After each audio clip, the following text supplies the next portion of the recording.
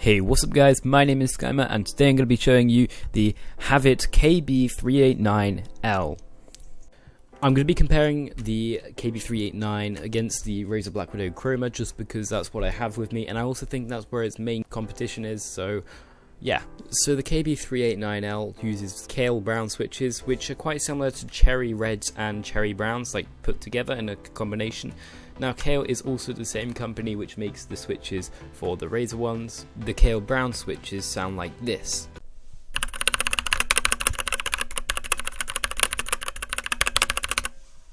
Now, the same company, Kale, makes these Razer green switches for Razer, and they sound like this.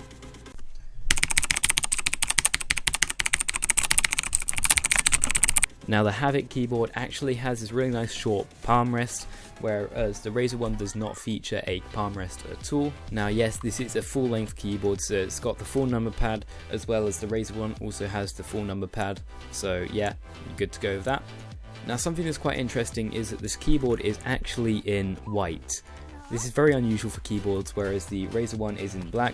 It uses this matte white plastic kind of finish to it with this kind of glossy finish as it goes into this kind of angular dip into the middle where the keys are, just down from the palm rest, and from the top of the keyboard has this kind of gloss kind of finish on it, whereas the Razer keyboard is full this kind of soft touch plastic which actually picks up fingerprints and that kind of stuff really easily, so you have to clean it lots and lots, whereas this one you only have to brush off dust, say every 2 days or every week, something like that. It also being in white is also a drawback, as white is very unusual color. Like it's very specific for color schemes, but you can also get it in black, but it's also harder to clean because it's white, because you have to clean it more often since dirt and that kind of stuff will show more easily onto the keyboard. No software is actually needed for the RGB LEDs functioning, those kind of stuff, which is both good and bad. It means it doesn't have the same customizability or the extent of customizability as the Razer one does, because the Razer one is really customizable. I think it's one of the most customizable RGB LEDs on the market for a keyboard, which is absolutely awesome. You can do all kinds of stuff to it. You can make it look beautiful, fancy in many ways, but again, it's just kind of easier, more clean to have the function where you can just use the onboard buttons on keys. But I would have liked to see the option where you could use both the onboard buttons and the software. So if they did create some software, that would have been really nice from Havit if they could have done that, but oh well. Now, yes, these RGBs have 4 brightness settings, and the keys feel super nice to press on. They're also let in way more lights than the Razer keys do, which is really super awesome. I really like that. The LED around the keyboard itself is a really nice feature. It makes it look super nice, and although it does kind of look a bit like the SteelSeries Apex one, it is better because it goes around the full thing, around the front, the back, and it just looks super clean, super nice, and it looks much nicer than the SteelSeries Apex one. Now, the keys, when you do remove them, they're a little bit sharper than the Razer ones on the bottom, but that's no problem because you shouldn't actually be using them like that. They're not sharp enough to cut you unless you really try and cut yourself with them, which I don't know why you'd do that with key switches out of all things. Now, behind all these key switches and the actual plastic topping to hide all the PCB is actually a red PCB. Now, this is interesting because I'm pretty sure the Razer one uses this kind of dodgy coloured PCB, but you don't actually see this at all, especially when you got keys on. Unless you probably have transparent keys, you probably see it more than if you saw the Razer one, because the Razer one is completely concealed, whereas this one is actually a little bit open, but you can't really see much of it, so that's no big problem.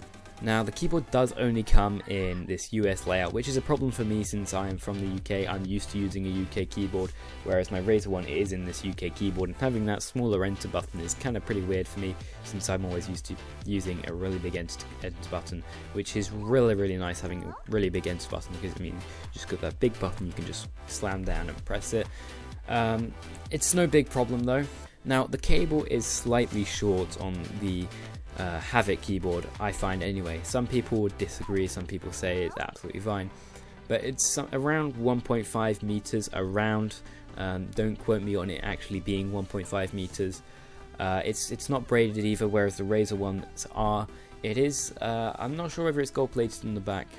It isn't gold plated, but that doesn't matter. Nothing like that actually matters at all. Linus has proved it in some videos. Wire routing, cable routing, that you can just change everything with, which is really nice feature, because you can just go from the left or the middle or the right, and that's really awesome, because depending on where your setup is, you can have the wire just going really cleanly out straight to your desk back to go around to the back of the computer, or go through a hole which you might have cut out for cables and that kind of stuff. But it's really awesome because of that feature alone. For some reason they made the feet removable, which is really weird, and they also have a keycap remover in the keyboards when you buy it. It's in the box, and that's really good compared to the Razer keyboard, which does not have that, which is really awesome. So all in all, I'm actually really pleasantly surprised. So do I like the Havit KB-389L? Yes I do. I really like it for many reasons. Those main reasons being how the keyboard is white for one, the LED around the actual keyboard itself, and the way it's designed. I also love the brown switches, which is why I might use it over my Razer one over there. But I also like the fact that you don't need to use software all the time, and you don't need to log into the software all the time just to get your fancy RGB lighting setup right. I don't really need anything more than just your white, but I was quite disappointed when I couldn't actually get the orange colour, because the RGBs aren't quite that customizable. Yes, they are full RGB, but no, you can't actually have just individually any colour from like there are some colours which they don't do, like orange, and coming to think about it, they did a couple of greens, maybe just one green, and yellow, red. They just missed out orange, I think. Putting price into it as well, it is £72 compared to the £140 actually, just £140 on Razer's website. Now, make up your own mind about it if you want, but I think that it kind of makes sense to get this over getting the Razer keyboard. So how can Havit improve it for the future? I think if they made this kind of out of some metal, steel, even steel would be really good if they cased it up in this nice steel, and maybe added software as well, so you could customize it in software. That would be really awesome. That's pretty much the only things which I could improve on it. Maybe a braided cable, slightly longer cable as well, but apart from that, it's pretty much a perfect keyboard. So will I use it as my daily driver?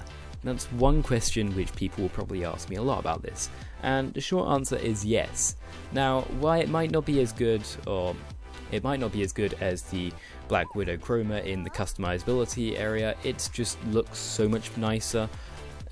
The LEDs aren't quite as bright and vibrant, but I like the strips around, the LED strip around the whole keyboard itself, and it just feels so much more. It kind of feels like it does everything that Razer does, just some stuff not quite as good, and just does a little bit more as well.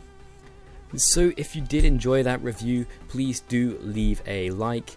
As always, there'll be a link in the description to the product page on Amazon and on their website. And yeah, if you want me to review any other keyboard, any other mouse, anything like that, you can just link me a product and I'll see what I can do. If I can't get it, well, that's not my fault, I'm sorry.